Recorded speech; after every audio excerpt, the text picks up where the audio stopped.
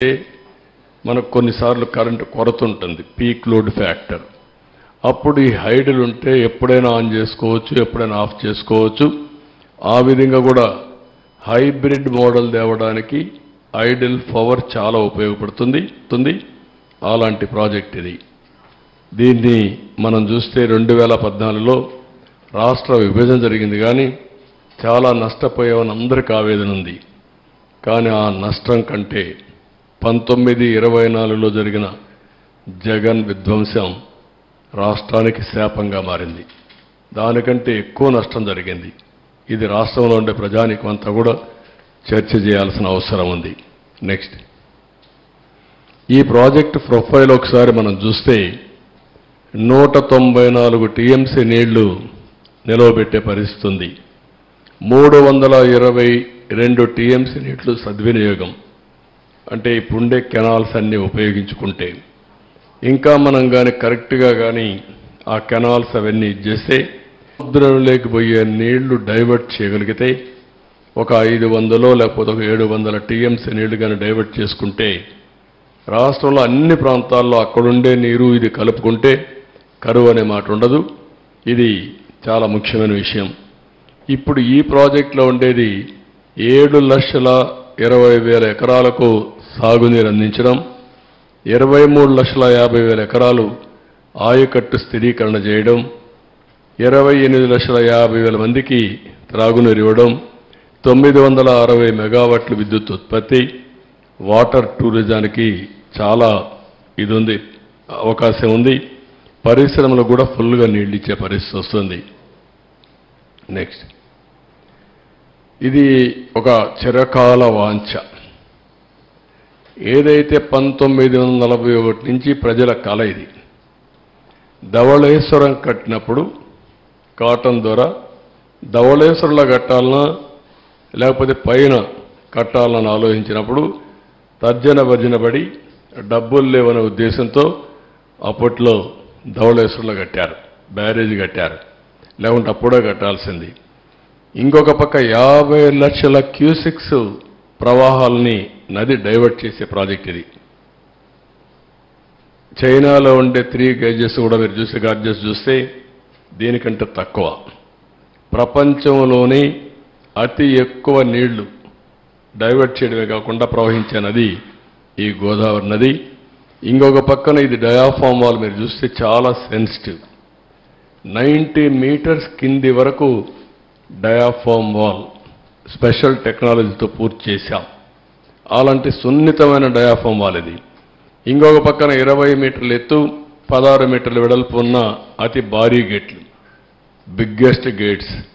ఇంకొక పక్క 390 కిలోమీటర్ పొడవున్న కుడి ఎడమ కాలువలు. అటు ఉత్తరాంధ్ర ఇటు వచ్చే కొందికి రైట్ మెయిన్ కెనాల్ రెండు కూడా 390 కిలోమీటర్స్ ఉన్నాయి. ఇంకొక పక్క ఇప్పుడు జరిగే పెద్ద ప్రాజెక్టులో ఒకటి, భవిష్యత్తులో కూడా ఇంత పెద్ద ప్రాజెక్టు మనం నిర్మాణం చేయము. ఇదే లాస్ట్. ఇండియాలో కానీ ప్రపంచంలో కానీ ఒకసారి చూసి అనలైజ్ చేస్తే ఇంత పెద్ద ప్రాజెక్టు మళ్ళా వస్తూనే ఇది కూడా లేదు.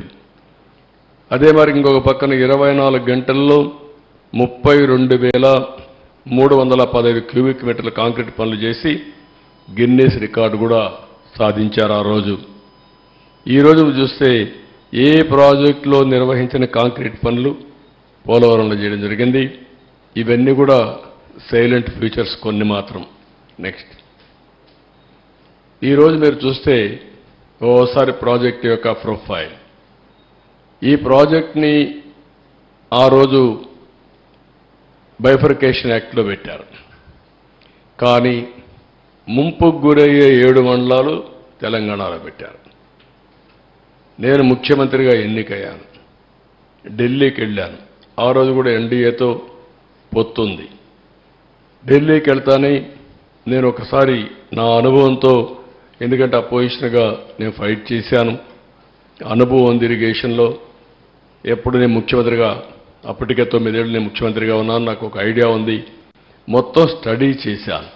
స్టడీ చేస్తే ఆ 7 మండలాలు కానీ ముంపుకు గురయ్యే మండలాలు ఇక్కడ ఇవ్వకపోతే, వాళ్ళు అడ్డం పెడితే ఇంకా చరిత్ర ప్రాజెక్ట్ అంతా ఎప్పటికీ పూర్తి కాదు. ఆ రోజు నేను ఇవన్నీ ఆలోచించి ఎట్టి పరిస్థితిలో ఒకటే కోరాను. ఆ రోజు ఎన్డీఏ ప్రభుత్వం నరేంద్ర మోడీ గారు లీడర్ ఆఫ్ ది హౌస్ అయ్యారు, కానీ ప్రమాణ స్వీకారం చేయక మునుపు మీరు కానీ ఈ 7 మండలాలు మాకు ఇవ్వకపోతే నేను ప్రమాణ స్వీకారం చేసినప్పుడు వేస్ట్ అవుతుంది. అవసరమై సాధించే వరకు నేను ప్రమాణ స్వీకారం చేయను. ఒక కాన్స్టిట్యూషన్ డెడ్ లాక్ వచ్చినా పర్వాలేదు, ఇది చాలా క్లియర్గా నేను మీకు చెప్పాలి కాబట్టి చెప్తున్నాను చెప్పి చాలా స్పష్టంగా చెప్పాను. అప్పుడు వెంకయ్యనాయుడు, రాజ్నాథ్ సింగ్, ప్రధానమంత్రి మోడీ గారితో మాట్లాడి ఫస్ట్ టైం ఆర్డినెన్స్ ఇష్యూ చేసి ప్రెసిడెంట్ ఆఫ్ ఇండియాను మెప్పించారు ప్రణబ్ ముఖర్జీని. ఎందుకంటే ముందు మీరు పార్లమెంట్ మెంబర్స్ సమావేశం పెట్టారు, ఫస్ట్ పార్లమెంట్ మెంబర్స్ అంతా ప్రమాణ స్వీకారం చేయాలి, తర్వాత బిజినెస్ ఇది ఎట్లా పెడతారంటారని ఆయనకి చెప్పి మెప్పించి ఆయన ఒప్పుకున్న తర్వాత ఆర్డినెన్స్ పాస్ చేసి క్లియరెన్స్ చేసిన తర్వాత పార్లమెంట్ సమావేశాలు పెట్టి మెంబర్స్ అంతా కూడా ప్రమాణ స్వీకారం చేసే పరిస్థితికి వచ్చారు. ఇంకొక పక్కన డిజైన్లన్నిటి క్లియరెన్స్ వచ్చాయి. 5 ఏళ్లలో 72% పనులు పూర్తి చేశాం. 11,762 కోట్ల రూపాయలు ఖర్చు పెట్టాం. DPR2 55,545 కోట్లకు సాంకేతిక కమిటీ ఆమోదం తెప్పించాం. 31 సార్లు క్షేత్రస్థాయి పర్యటన చేశాను ప్రాజెక్టుకి. 104 సార్లు వర్చువల్ రివ్యూలు చేశాను. ఎందుకు అంత శ్రద్ధ పెట్టామంటే ఈ ప్రాజెక్టు పూర్తి చేసుకుంటే రాష్ట్రంలో వ్యవసాయ రంగానికి పెద్ద ఊత వస్తుంది, చాలా ఉపయోగపడుతున్న ఉద్దేశంతో మొత్తం చేశాం. ఇంకొక పక్కన అప్పటి వరకు ఉన్నటువంటి అన్ని పెండింగ్ అంతా కూడా క్లియర్ చేశాం. రైట్ మెయిన్ కెనాల్ కొంతమంది రైతులు కోర్టుకు వెళ్ళి అడ్డం పెట్టి కూర్చున్నారు. వాళ్ళు ఒకటే అనుకున్నారు, ఎప్పుడైనా పర్వాలేదు మేము మాత్రం ఇవ్వని మొండిగేసే పరిస్థితికి వచ్చారు. ప్రాజెక్టులో ఏదైతే మెయిన్ డ్యామ్ వస్తుందో ఆ ప్రాంతంలో కోర్టుకు వెళ్ళి వాళ్ళు కూడా మేము వెకేట్ చేయమన్నారు. మామూలుగా ఎవరికైనా సరే ప్రాజెక్టులో పునరావాసం ఇచ్చి R&R డబ్బులు ఇచ్చి ప్యాకేజ్ ఇచ్చి వాళ్ళకి ఇండ్లు కట్టిన తర్వాతనే అది మనం అక్వైర్ చేసే అవకాశం ఉంటుంది. అవన్నీ వార్ ఫుటింగ్లు చేసి వాళ్ళని కన్విన్స్ చేసి మొత్తం క్లియర్ చేసి ప్రాజెక్ట్ని 5 ఏళ్లలో 72% పూర్తి చేశాం.